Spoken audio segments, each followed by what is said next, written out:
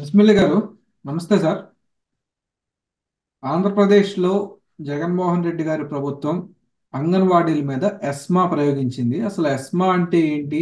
దీని ప్రభావం అంటే ప్రస్తుత అంగన్వాడీల మీద కానివ్వండి, లేదా తిరిగి మళ్ళా ప్రతి every action has equal and opposite reactions అంటారు కదా, జగన్మోహన్ రెడ్డి గారికి తిరిగి మళ్ళా ఆ, ఏ ఏ రూపంలో వచ్చే అవకాశం ఉంది? మీ విశ్లేషణ చెప్పండి. ఎస్మా ప్రయోగించడం అనేటువంటి చాలా అవివేకమైన చర్య. అంటే ఏమాత్రం బుర్ర బుద్ధి ఉన్నవాళ్ళు ఆ పని చేయరండి. ఎందుకంటే ఎన్నికలు ఇంకో 2 నెలలు ఉన్నాయి. ఇప్పుడు ఒక ఆళి ఎస్మా ప్రయోగించి వీళ్ళందరినీ తీసేసారనుకోండి, చంద్రబాబు గారు రాగానే వాళ్ళందరికీ ఆ కేసులు ఎత్తేస్తా అని చెప్పాడు. వీళ్ళందరూ తిరిగి వాళ్ళకి ఆ ధైర్యం ధీమా ఉంటుంది. ఇంక 2 నెలలే కదా, ఎలాగైనా ఈ జీతాల గురించి వాటి గురించి నాలుగు నుంచి పోరాడుతూ ఇంకో 2 నెలలు ఒప్పు పట్టలు పెట్టాలనుకుంటారు ఫస్ట్ పాయింట్. కానీ వాళ్ళ సర్వశక్తులు ఒడ్డి జగన్మోహన్ రెడ్డి గారి ఓటమికి విపరీతమైన కృషి చేస్తారు. దాదాపు 1,00,000 మంది వాళ్ళ కుటుంబాలతో కలుపుకుంటే 3 లక్షల ఓట్లు. వాళ్ళకి జత ఆశా వర్కర్లు అంటే దాదాపు 5-6 లక్షల ఓట్లు. మాటల 5-6 లక్షల ఓట్లు అంటే వీళ్ళు ఎన్ని దొంగ ఓట్లు వేస్తే మాత్రం వీటిని అధిగమించగలరండి వాళ్ళు.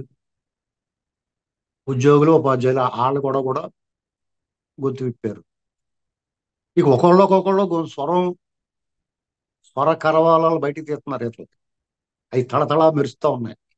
ఇది వరకంటే అలా ఆ, నిరంకుశంగా అణిచేశారు ఆమె. ఇప్పుడు వాళ్ళు ఆపలేరు.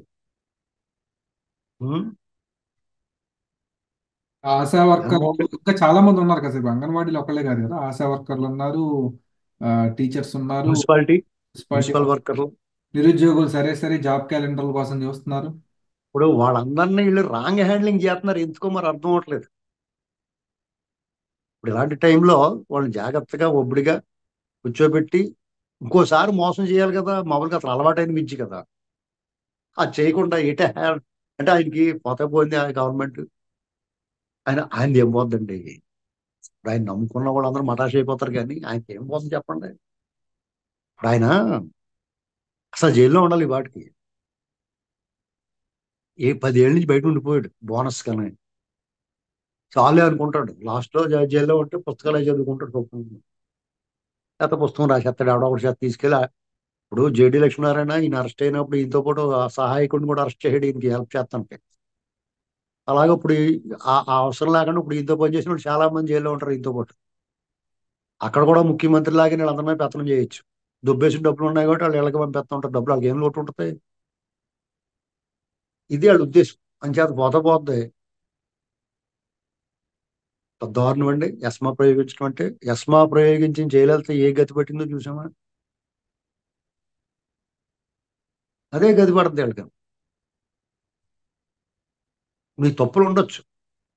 జయలలిత ఇంకా ప్రభుత్వ ఉద్యోగుల తాలూకు అవినీతి వాటి మీద కొంత జయలలితకి మద్దతు కూడా లభించింది.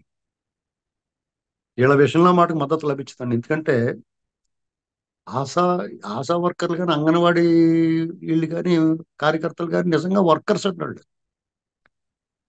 మనకు తెలియకుండా అనేక సమస్యల్లో వాళ్ళు పరిష్కారాలు సర్వీసు వాళ్ళు చేస్తూ ఉన్నారు. ప్రభుత్వానికి వాళ్ళు ఒక రంగ కవచకుండలాలు. ప్రభుత్వం తాలూకు చర్యలు, ప్రభుత్వ తాలూకు పనితీరుకి వాళ్ళు ఫలితాలు బయట కనిపించేది మనకు కనిపించేది. ఆయన చెప్పిన మాటే కదా, వాళ్ళు కొత్తగా ఏం అడగలేదు. తెలంగాణ ఇచ్చిన దాని మీద ఒక 1000 రూపాయలు ఎక్స్ట్రా ఇస్తా అన్నారు. నువ్వు కనీసం తెలంగాణ ఇచ్చినట్టు ఎవరో బాబు అంటున్నారు. ఆ 1000 రూపాయలు పెంచినా పెంచకపోయినా వాళ్ళు ఎంత ఇస్తున్నారు అంత ఎవరో బాబు అన్నాడు. పైగా అన్ని అబద్ధాలు. చంద్రబాబు నాయుడు గారు పెంచారు, ఈయన 1000 రూపాయలే పెంచాడు. ఇది గమనించుకోవాలి. వాళ్ళకి చాలా తెలుగుదేశం పార్టీ సహజంగానే వాళ్ళకి మద్దతు ఇస్తుంది. మరి వాళ్ళు ఎటువైపు ఉంటారు ఇప్పుడు? ఖచ్చితంగా టీడీపీ జనసేన కూటమి వైపు ఉంటారు. అంటే ఇప్పుడు ఈయన వాలంటీర్ల ద్వారా ఏదైతే తన సామ్రాజ్యాన్ని నిలబెట్టుకోవాలనుకుంటున్నాడో అధికారాన్ని అంతం చేయడానికి వీళ్ళందరూ కూడా కృషి చేస్తారు. వాళ్ళు కడుపు నిండిన బేరం వాలంటీర్లది. వాళ్ళు కొత్తగా వచ్చేది పోయేది ఏమి ఉండదు. వీళ్ళది ఆకలి, ఆవేదన, ఆక్రోశం, ఆందోళన, ఇన్ని ఇన్ని భావోద్వేగాలతో వాళ్ళు పనిచేస్తే వాలంటీర్లు తాలూకు కమిట్మెంట్ దీని ముందు దూది పింజలా తేలిపోతుంది. వాళ్ళు అంత గట్టిగా వర్క్ చేసినా కానీ వీళ్ళు ఊరికో చెప్పు తీసి కూడా ఎత్తారు, చేటలతో దుమ్ము తీసి నెత్తిమే పోసేస్తారు వాళ్ళకి. కాబట్టి అంగన్వాడీలతో పెట్టుకోవడం అంటే పొరుగు తీసుకుని తలగొక్కున్నట్టే. ఆల్రెడీ ఉపాధ్యాయులు ఉద్యోగులతో పెట్టుకున్నాడు, ఆశా వర్కర్లు, మున్సిపల్ వర్కర్లు, అంగన్వాడీలు, అసంఘటిత కార్మిక రంగం